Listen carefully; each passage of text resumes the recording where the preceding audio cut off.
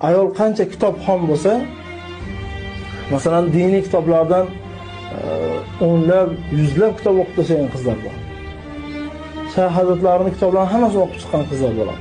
18 yoshda, 19 yoshda, 20 yoshda shu qizlar.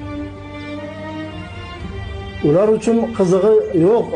Masalan, dunyo izdiyu boshqasini qizig'i yo'q. Oqila ayol, haqiqatan fikri ham ancha ochiq bo'ladi. Mahr masalasida ham asosan ularni qiziqtiradigan narsa, ba'zi qizlar bor, subhanalloh, mahrga kitob so'rashar ekan.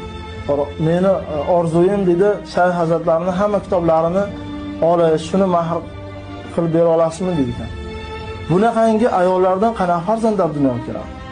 Albatta katta olimlar, Imom Buxoriydek, Imom Muslim, Imom Termiziydek zotlar dunyoga keladi.